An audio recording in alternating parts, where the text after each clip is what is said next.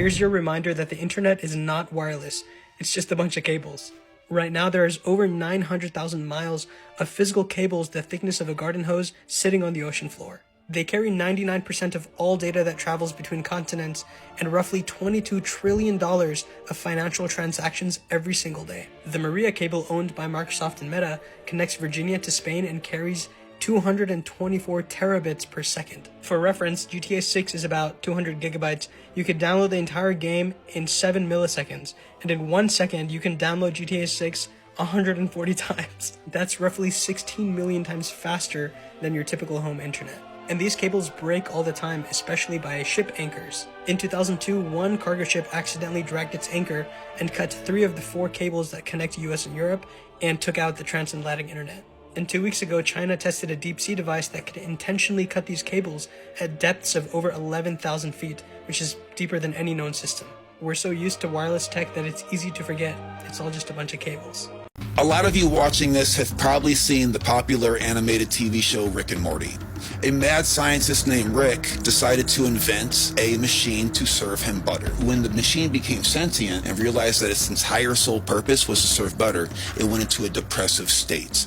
This is a good way to understand that Gnostic cruelty of physical existence. Rick's battery on his car quit working, so he had to shrink himself down into a macrocosmic level to go into the battery. There was an entire civilization of living physical entities whose efforts and energy is actually what powered Rick's car. Rick pleaded with Morty and said, "Do not tell these people that their sole purpose is to power my car. It would create chaos." The living entities, the conscious beings within this reality, wouldn't be able to handle the brutal reality of their existence being for the sole purpose to power some dirtbag's fucking car. It would cause mass suicide. When Rick goes down there as an avatar, he's considered a god.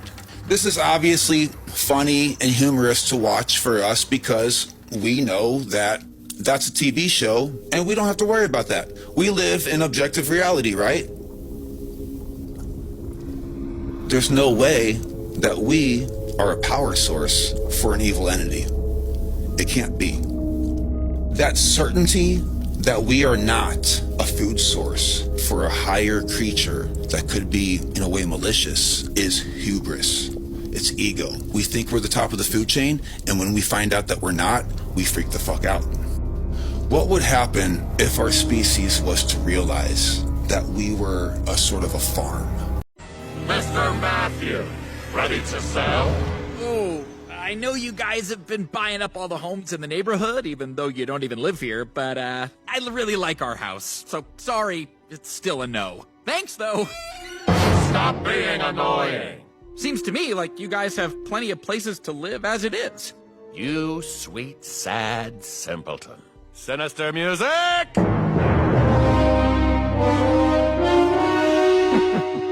We don't buy these houses to live in. We buy them in bulk, shrinking the number of homes on the open market, skewing mortgage rates, and exacerbating the housing crisis. Then, thanks to low supply, we charge whatever we want for rent.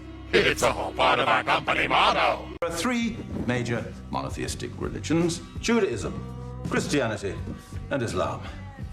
I call them the Big 3. Judaism, i.e. the original edition, Christianity, i.e. the most popular edition, and Islam, the newer, second most popular edition. May I see your Book of Mormon, please? I'll give it back. Thank you. And finally, after 800 years, this Mormonism, i.e. the zany regional spin-off edition.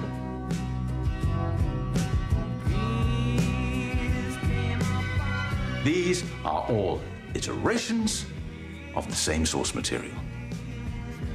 These texts share many of the same characters and histories, albeit presented with different meanings and perspectives. Lies you were told as a kid that you still believe today. 1. You don't actually have to wait 30 minutes after eating before swimming. There's zero scientific evidence that you'll get cramps and drown. 2. Cracking your knuckles doesn't cause arthritis. Doctors have studied this for decades and found absolutely no connection between the two. 3. The Great Wall of China is not visible from space with the naked eye. This myth is so widespread that even textbooks still teach it, but astronauts have confirmed it's completely false. 4. Goldfish don't have 3-second memories. They can actually remember things for months and can be trained to do tricks. 5. Lightning can absolutely strike the same place twice. The Empire State Building gets hit about 100 times per year. 6. You don't need to drink 8 glasses of water a day. Most of your hydration comes from food, and your body tells you when you're thirsty.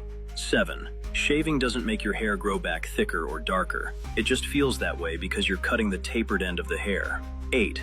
You don't lose most of your body heat through your head. You lose heat equally from any uncovered part of your body. If you're going...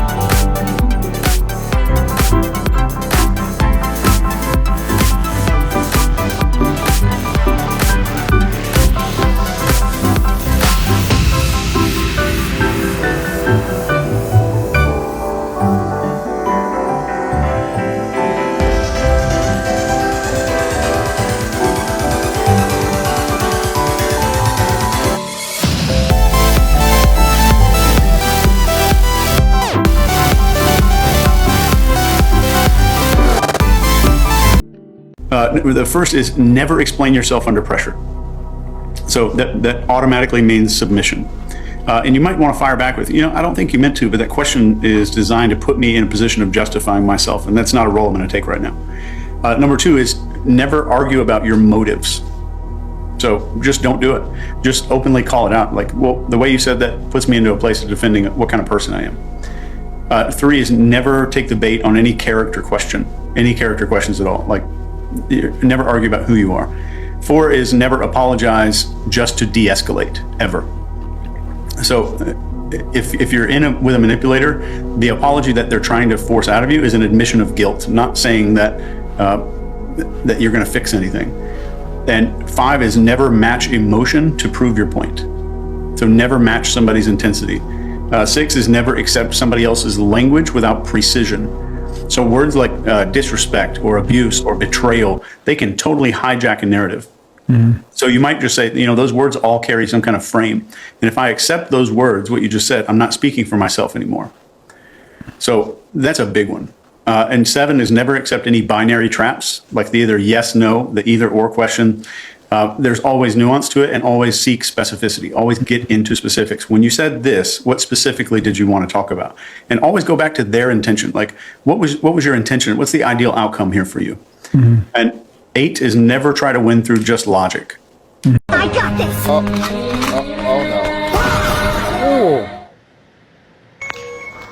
Oh man. Assume adequate water depth. If you jump from 5 meters, you actually hit the water at 22 miles an hour. Statistical chance of injury is 1.4%. At 10 meters, you hit the water at 32 miles an hour. Chance of injury increases to 8.6%. Jump from 20 meters, you're making impact with the water at 44 miles per hour. 77% chance you're injuring at least something. At 30 meters, like this jump, you're hitting the water at 55 miles per hour. It doesn't matter that it's feet first, your risk of injury is over 99%. For context, Red Bull cliff diving is at 27 meters. Elite athletes trained for feet first, pencil straight entry. It is not safe for normal people. Shows that we're trying to tell us something. Story begins at the dawn of history. The birth of the very first society begat the need for the very first secret society. Oh, but it gets even deeper. Secret knowledge. We and our descendants kept watch over all of human history. Well, not to point out the obvious, fire, plague, actual fucking locusts. If you're watching over us, why didn't you stop these things? Stop them? We unleashed them. When humanity was about to overpopulate, we released the Black Plague. The show Inside Job on Netflix piqued a lot of people's, including my interest, and many people hypothesized that maybe it was deeper than just a show. This next clip also stuck with me. You're the life of this party. That's the most natural smile I've ever seen out of Mark Zuckerberg. I haven't watched the entirety of the 2 seasons that are out, but watching those episodes where I found those 2 clips was enough to make me want to dig in. Here we see on the show's poster, filled with symbolism. I mean, come on. Of course, people are going to say that shows like this are made to poke fun at so-called conspiracy theorists. But what if there's more to it? Comment below, let me know. Chet might want you to pretend too. Chet. No, he loves it. No, sit down. I sold it to the Playboy magazine. Why could I stand with you?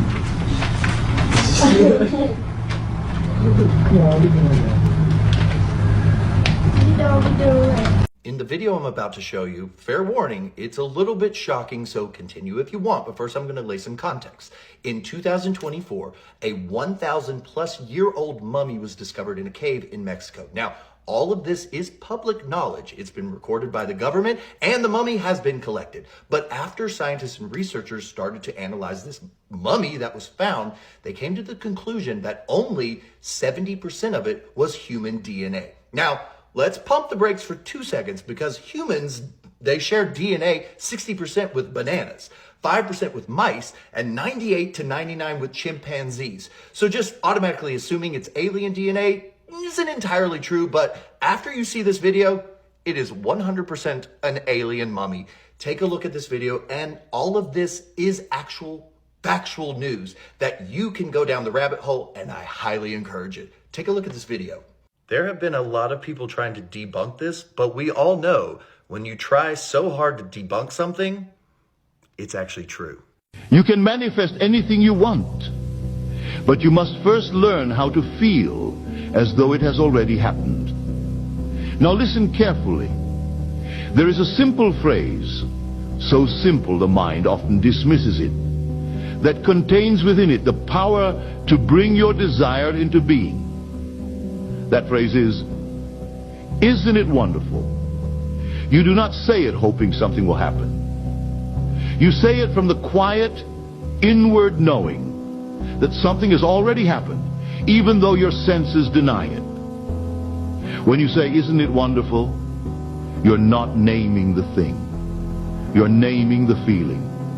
And feeling is the secret. Do not ask yourself what happened. That would engage the reasoning mind. And reasoning always delays fulfillment. Simply rest in the mood of relief, the mood of gratitude, the mood of quiet satisfaction. As you fall asleep at night, or in a moment of stillness during the day, repeat gently within yourself, isn't it wonderful? Isn't it wonderful? Isn't it wonderful? And allow a subtle smile to rise, not forced, not exaggerated, but natural, as though good news has already reached you. You will find that the body relaxes, the breath deepens, and the mind, no longer striving, yields. This is the state that creates. You are not trying to make anything happen. You are occupying the end. And when you occupy the end, the means arrange themselves automatically. The outer world has no choice but to follow the inner assumption. Do this without effort, without strain, without concern for how or when. For the moment you truly feel it to be wonderful, the seed is planted, and it must grow. And one day soon you will look back at the moment you whispered those words and realize it was wonderful, long before you ever saw it. He said, man, have you seen the image of Ptah? The image of Ptah is exactly the same as the image of the Oscar. The Oscar is the highest award that is given by the National Academy of Artists and Craftsmen. All right? Ptah was the patron god of Mennefer, the city of Memphis. He was the patron god of artists and craftsmen. All right? They didn't even bother to change the concept. They didn't even change the pose. Our images, our culture is everywhere. That's why they don't want you all reading this stuff. That's why they don't want you all coming to these lectures. That's why they don't want you all teaching this stuff in the classroom. Here is the eye of Heru, the Son of God. The right eye of Heru, the eye of the falcon. The eye of the falcon is important because the falcon flies above the earth, has keen vision. Falcons are birds of prey which have over 1 billion vision cells in their eyes, in contrast to humans that have approximately 1.5 million vision cells. So falcons represent, like God, the ability to see everywhere instantaneously, keen insight. And so the eye of Heru was modified and used as the symbol for the logo for CBS. I just discovered this past summer that it was a brother at CBS who designed this logo and later quit after they refused to pay him for his creation. This symbol represents the lens of the camera, which, like the eye of Heru, the eye of God, has the ability to see everywhere instantaneously and to transmit that information in a matter of seconds. The same concept was incorporated into the logo for HBO. I'm scrolling and minding my business, and I see this, and I said, what if what they call poverty is actually possession? I said, hold on, that's a thought. So then I went to the caption. I said, oh, this is my boy Sibo. Y'all know Sibo. For those of y'all who don't know Sibo Campbell wrote Sky Full of Elephants. So many people have talked about it. It's about it's about how life is after a major event, and the major event is all the white people in America walk to the nearest body of water and drown themselves. And it's a story of a father and his biracial daughter during this time. But that's not why we're here. Immediately went to the caption of that post because that was a very thought-provoking question. And so I said, let me see what Sibo Campbell got to say. It reads, a few years ago, I walked past a homeless man on Flatbush Ave. He was unstable, sickly, arguing with thin air. I watched the man drool and spit, his body covered in scars, marks, looked no different to me than the possessed people I saw in movies. I asked myself, what if what we call poverty and what we call possession were the same thing? What if something sinister has been working to possess us in plain sight, unnoticed, unnamed? That was the beginning of Wells Without Water. Wells is a literary horror novel set in a housing project in Richmond, Virginia, where a former investigator comes home to find the force destroying his community is not economic. It is spiritual, feeding on their lives for centuries. How does one exorcise an evil possessing an entire community? Sibo Campbell.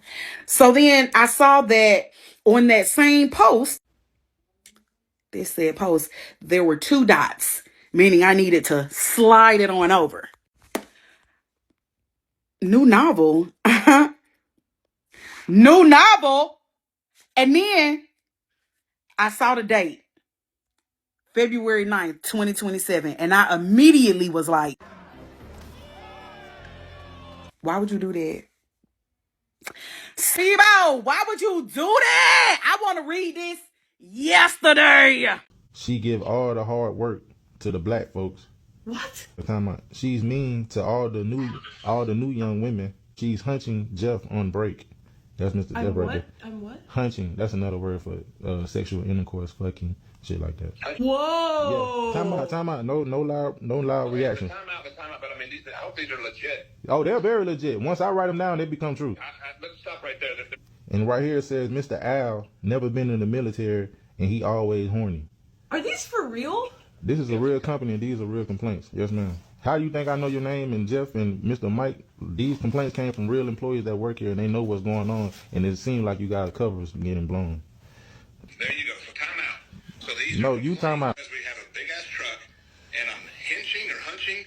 Yes, hunching, smashing. What's your name again? Agent Ratliff with OSHA Cares Diversity Affairs, and you know different type of synonyms for fucking, but I just use the word hunching. It's enough of this, dude. No, it's not. We just getting started. Time out. It say right here, she hunching Jeff on break. So what time is break? I don't take a break. I take a break at my desk. I work through my lunch because I'm very busy. Who is Belle? He's my warehouse manager. It's none of your business. It is my business. You need to get back in here. Center Park Boulevard. Oh, I know this fat lady ain't calling the police on me. Excuse me? You need to leave. She said she's going to get That's fine, Bill. but you can wait out there. She invited me here, so I'm going to wait on Bill right here. See how you tried to lie? You tried to lie on me. 1240 East. And why are you crying? Then you putting in y'all putting in white people stuff. Y'all trying to cry and play the victim because I came here with the truth. Because you called me fat for calling the police. You have a card? Yes, I do. Yes. Because y'all think this is a game. And you crying, trying to make me look bad, it's not working. He drive a big Ford, he think he better than everybody. Sir, do you know what Ford mean? It stands for found on road dead. You know what Pontiac mean? The poor old nigga think it's a Cadillac. Fat ass. Wake up early, bitch, I gotta get some move. In my pockets, I got cheese, I got dough.